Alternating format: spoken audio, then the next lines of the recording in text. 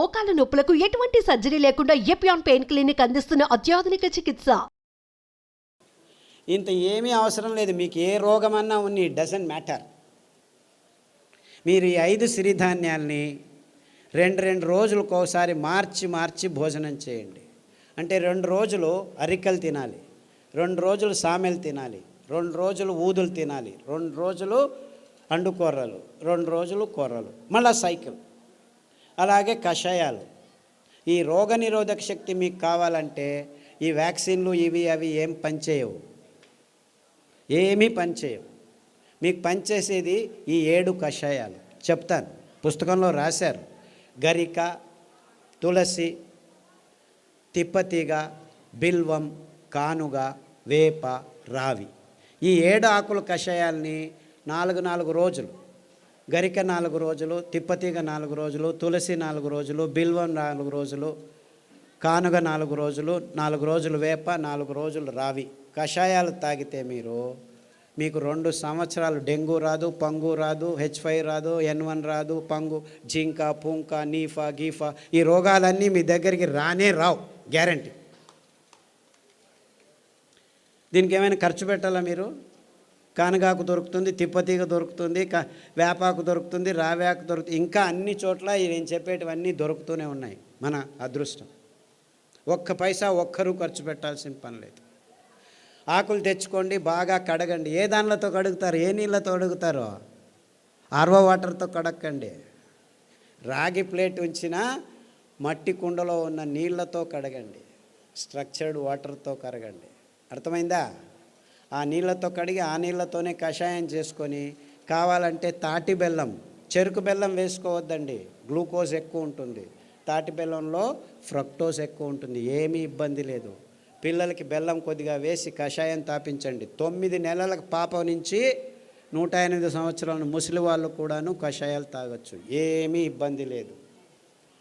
అదే ఆడవాళ్ళు అయితే గోంగూర కషాయం రామబాణం. మీకు ఏమీ తోచట్లేదనుకోండి, గోంగూర ఆకు తెచ్చుకొని 4 ఆకులు ఉడకపెట్టుకొని 2 నిమిషాలు కషాయం చేసుకొని తాగండి. టీవీ చూడకండి, టీవీ చూస్తూను తాగొచ్చు. గోంగూర కషాయం అయితే మీకు టీవీ చూడకుండా చేస్తుంది.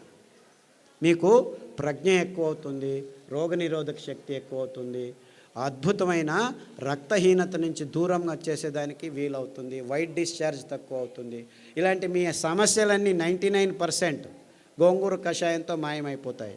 సో వారానికి 2 రోజులు, లేకపోతే 2 వారాలు గోంగూర కషాయం, 2 వారాలు కొత్తిమీర కషాయము, 2 వారాలు రావి ఆకు కషాయం తాగితే చాలు, ఆడవాళ్ళకి ప్రాబ్లమ్స్ అన్నీ మాయమైపోవడం మొదలుపెడతాయి. ఇంత సింపుల్గా ఉంది విషయం. ఇన్ఫ్యాక్ట్ ఇంత సింపుల్గా ఉందని నేను చెప్పేది ఎవరు నమ్మరు. మొదలు అందరూ అలాగనే వాళ్ళు. ఒక డాక్టర్ లేచి నేను 2 గంటలు లెక్చర్ ఇచ్చిన తర్వాత, ఓ ఈజ్ దట్ సో సింపుల్ అన్నాడు. I said it is much simpler. 2 గంటలు అవసరం లేదు, 2 వాక్యాల్లో చెప్తాను నేను. 2 వాక్యాలు. రోజుకు 1 గంట నడవండి, వీలైతే పొద్దున 15 నిమిషాలు, సాయంకాలం 15 నిమిషాలు. ఇంత అద్భుతమైన పదార్థాలని ఇప్పటికీ ఇస్తున్నాడు దేవుడు. ఎన్ని పాపాలు చేసినా మనము ఆ దేవుణ్ణి ఒక 15 నిమిషాలు పొద్దున్న లేచి ధ్యానం చేయండి, సాయంకాలం పడుకునే ముందు ఒక 15 నిమిషాలు ధ్యానం చేయండి. తర్వాత సిరిధాన్యాలను తినండి, గోధుమలను తినకండి, బియ్యం తినకండి, పాలు తాగకండి, చక్కెర ముట్టద్దండి, గుడ్లను కూడా చూడొద్దండి. పాపం అవేమో పిల్లల కోసం గుడ్లు పెట్టుకుంటున్నాయి, మీరు వెళ్ళి రాక్షసులాగా తినకండి. దానిలో గుడ్లు దానిలో ఉండనివ్వండి. లేదు చేపలు చాలా మంచివి, జలపుష్పాలు తినొచ్చని కొందరు స్వామీజీలు కూడా చెప్పడం మొదలుపెట్టారు. దాంట్లో మీకు దొరికేది పాదరసము, మెర్క్యూరీ తప్ప ఇంకేమీ దొరకదు, అంత భయంకరంగా ఉంది. బుద్ధిమాంద్యం పోదు కదా, బుద్ధిమాంద్యులు అవుతారు. మీ పిల్లలు బుద్ధిమాంద్యులు కాకుండా పుట్టాలంటే కొర్రలు తినండి, అండు కొర్రలు తినండి, అరికెలు తినండి, సామెలు తినండి. అరటి బోధ కషాయము, పసుపు కషాయము గర్భిణిగా ఉన్నప్పుడు తాగండి, పిల్లలకు తాగించండి. మీ పిల్లలు బుద్ధిమాంద్యులు అయిపోయి సూక్ష్మగ్రాహీలు అవుతారు. ఇన్ఫ్యాక్ట్ ఫిట్స్ వచ్చి కత్తి చాకు తీసుకొని చంపేస్తాననే పిల్లవాడు, ఆ తల్లిదండ్రులు కత్తి చాకు తీసుకొని చంపేదానికి పోయే పిల్లవాడు పసుపు కషాయము, రావి ఆకు కషాయము, శొంఠి కషాయం తాగిపించి అండు కొర్రలు తినిపించడం మొదలు పెడితే ఇప్పటికి 12 సంవత్సరాలు అయింది. 10వ తరగతి ఫస్ట్ క్లాస్లో పాస్ అయ్యాడు. ఇలా వందల కేసులు ఉన్నాయి. అంటే ఫిట్స్ కోసమని టెగ్రిటాలు, వాల్ప్రోయిక్ యాసిడ్, ఫ్రీజియం ఇవ్వడం మొదలు పెడతారు పిల్లలకి. ఆ మందులు తీసుకుంటూ పిల్లలు బుద్ధిమంతులు అయిపోతారు. ఫిట్స్ రావు అని చెప్తారు, అయినా వస్తూనే ఉంటాయన్నమాట.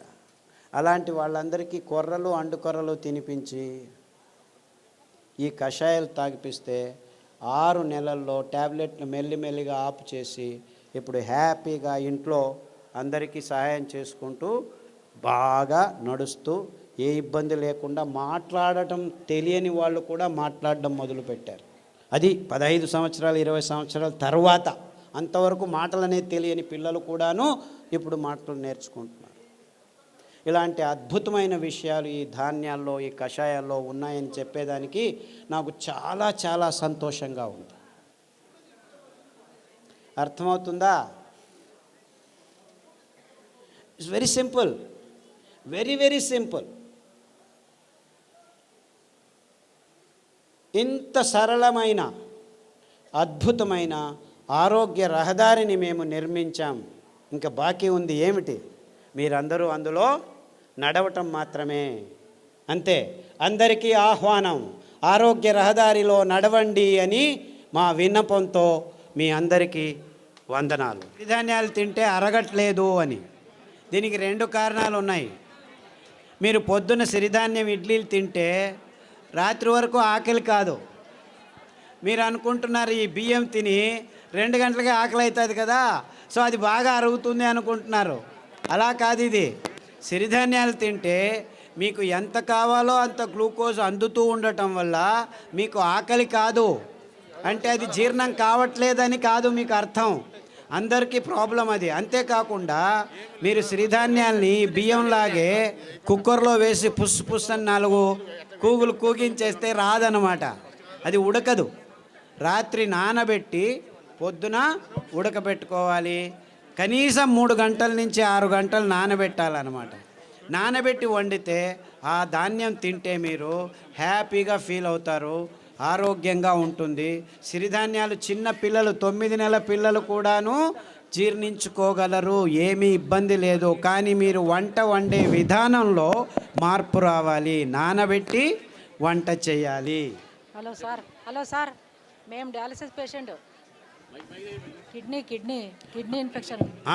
హలో, కిడ్నీలో చాలా రకాలైన ఇబ్బందులు ఉన్నాయి. ఒకటి కిడ్నీలో రాళ్ళు రావటం, కిడ్నీ నుంచి యూరిక్ యాసిడ్ ఎక్కువ ఉండటం, క్రియాటినిన్ ఎక్కువ కావటం, డయాలసిస్కి పోవటం ఇలాంటివి. తర్వాత ప్రోటీన్లు ఎక్కువ కారటం, లావుగా ఉండిపోవడం, ముఖంలో వాపు రావటం, ఇవన్నీ కిడ్నీకి సంబంధించిన రోగాలు. కాలు కూడా ఇంత లావు నీళ్లు ఊరుకోవడం, ఇవన్నీ ఇబ్బందులకి చాలా సరళమైన పద్ధతి. అరికెలు 3 రోజులు, సామెలు 3 రోజులు గంజి రూపంలో తాగాలి. మార్చి 9 వారాల్లోనే మీకు ఈ ప్రాబ్లమ్స్ అన్నీ బాగవుతాయి. దానికి తోడు రణపాల ఆకు, పునర్నవ ఆకు, కొత్తిమీర ఆకు కషాయం వారం మార్చి తీసుకుంటే 9 వారాల్లో మీకు అంతా బాగవుతుంది. వీక్లో డయాలసిస్ 2 టైమ్స్ తగ్గిపోతూ వస్తుందమ్మా. ఇన్ఫ్యాక్ట్ చాలామంది డయాలసిస్ చేసుకున్న వాళ్ళు 1 సంవత్సరంలో డయాలసిస్ నుంచి దూరం కావచ్చు. Thank you sir. అండుకొర్రలు, బోధకాలు రోగం ఉన్న వాళ్ళు అండుకొర్రలు ఒక 3-4 సంవత్సరాలు తింటే బోధకాలు మెల్లిగా బాగవుతూ వస్తుంది. దానికి తోడు జామ ఆకు కషాయం, రావి ఆకు కషాయం, సాదాపాకు ఆకు కషాయం తాగాలి. బోధకాలు ఉన్న వాళ్ళకి అండుకొర్రలు 3 రోజులు, మిగిలిన ధాన్యాలు 4 ఒక్కొక్క రోజు తినాలి. సార్ నమస్కారం అండి. సార్ ఇక్కడ సార్ ఇటుపక్క సార్ చెప్పండి. సార్ నా భార్యకి 4 సంవత్సరాల నుంచి ఒక వ్యాధి ఉన్నదండి. ఆమె ఉదయం పూట్ల సరిగా పండుకోదండి. రాత్రి పూట పడుకున్న తర్వాత మళ్ళీ తెల్లవారుజామున లేదండి. ఆ రాత్రి తెల్లవారుజామున అట్లా 2 రోజుల వరకు అలాగనే నిద్రపోతుందండి. లేస్తే తల తిరిగి వెంటనే మళ్ళీ కింద పడిపోతుందండి. ఈవెన్ పక్కన ఉన్న బాత్రూమ్ దగ్గర నుంచి మంచం దగ్గర రావడానికి కానీ తను నడిచే శక్తి లేక చిన్నపిల్లలాగా దొగ్గాడుకుంటూ వచ్చి మంచం మీద పడుకుంటుందండి. లేస్తే మళ్ళీ ఫుల్గా యాక్టివ్గా ఉంటుందండి. ఇది ఎందుకనేది అర్థం కాలేదండి. దీనికి వెర్రి నువ్వుల నూనె 2 వారాలు, నువ్వుల నూనె 2 వారాలు, ఉదయం లేచిన వెంటనే పడిగడుపున తాగించాలి. దానికి తోడు మారేడు ఆకుల కషాయం, బిల్వపత్రం కషాయం అంటారు. మారేడు బిల్వం రెండు ఒకటే. గరిక కషాయం, పసుపు కషాయం, సాదాపాకు కషాయం వారం వారం మార్చి తాగించండి. అండుకొర్రలు 3 రోజులు, మిగిలిన ధాన్యం ఒక్కొక్క రోజు. ఇలా తినిపిస్తే 6 వారాల్లోనే తేడా కనిపిస్తుంది. 6 weeks all that it takes. 6 నెలల్లో పూర్తిగా బాగవుతుంది. రక్తపు క్యాన్సరు, గర్భకోశం క్యాన్సరు, మెదడు క్యాన్సరు, ఎముకల క్యాన్సరు, ఇలా 14 రకాల క్యాన్సర్లు పుస్తకంలో పట్టీలో రాశారు. దాంట్లో ఉన్న ఆహారం, కషాయాలు వాడితే 6 వారాల్లోనే తేడా రావటం జరుగుతుంది. 6 నెలల్లో చాలా మటుకు మీకు గుణముఖులు అవుతారు. సార్ నాకు ఈ ఒట్టిగో డిజినెస్, తల తిరగడం, మళ్ళీ ఇది ఒకటి ఉంది సార్. ఇది బ్రెయిన్ కొంచెం. సాదాపాకు కషాయము, పసుపు కషాయము, అరటి బోధ కషాయము. తర్వాత ఈ వర్టిగో ఉన్నవాళ్ళు చాలామందికి ఈ తంబాకు అంటే పొగాకు, సిగరెట్లు కానీ ఈ లోపల నోట్లో పెట్టుకోవడం కానీ అలవాటు ఉన్న వాళ్ళకి ఈ వర్టిగో ఎక్కువగా ఉంటుంది. అంటే మీరు దాని నుంచి బయటపడాలంటే చేయాల్సింది కానుగ ఆకు కషాయం, చమురు ఆకు కషాయం, రావి ఆకు కషాయం. ఈ 3 కషాయాలని మార్చి తాగాలి. అరికలు, సామెలు ఎక్కువగా తినాలి. సార్ నమస్కారం సార్.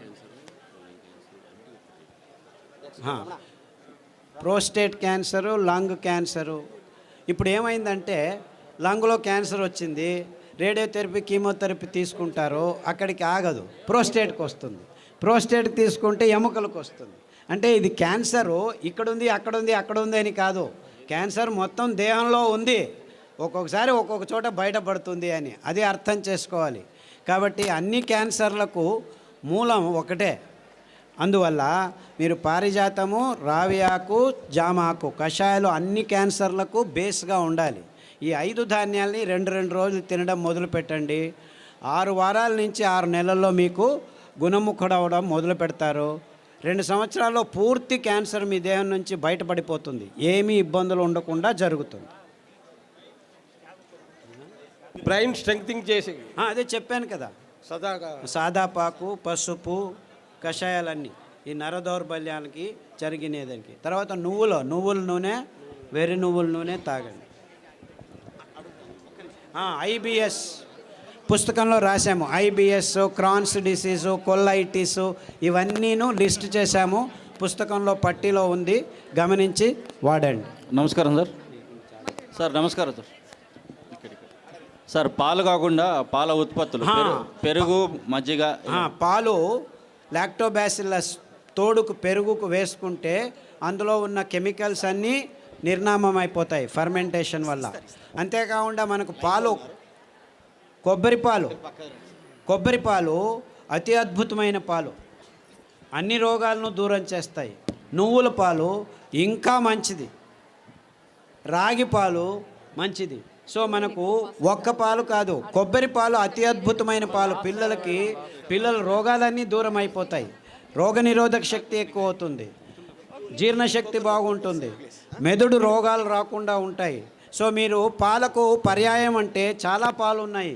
కొబ్బరి పాలు, నువ్వుల పాలు, రాగుల పాలు, సజ్జల పాలు, ఇలా 4-5 రకాల పాలు. దానిలో నుంచి పెరుగు కూడా చేసుకోవచ్చు, ఏమీ ఇబ్బంది లేదు. సార్ నమస్కారం అండి. నా పేరు పూల రమణ సార్. ఈ పరిసర ప్రాంతాల్లో మాకు రాగిడి భూములు ఎక్కువ సార్. సో ఈ ప్రాంతంలో మేము ఎక్కువగా జొన్నలు పండిస్తుంటాం. జొన్నలు, రాగులు, సద్దలు పండిస్తుంటాం. వాటి గురించి కూడా మీరు కొంచెం దయచేసి వాటి వివరణ కూడా ఇవ్వాలి. పుస్తకంలో రాశారు తటస్థ ధాన్యాలని. ఎందుకు మీరు రాగులు, సజ్జలు, జొన్నలే ఇంకా పెంచుతున్నారంటే కారణం ఇంతే. ఇది చాలా టెక్నికల్ రీజను, ప్రాక్టికల్ రీజను. రాగులు, సజ్జలు, జొన్నలు నగ్న బీజాలు అంటారు. అంటే దానిల మీద కవచం ఉండదు. అంటే దాన్ని మీరు మిషన్కి తీసుకెళ్ళి డీహస్కింగ్ చేయాల్సిన పని లేదు. అందుకే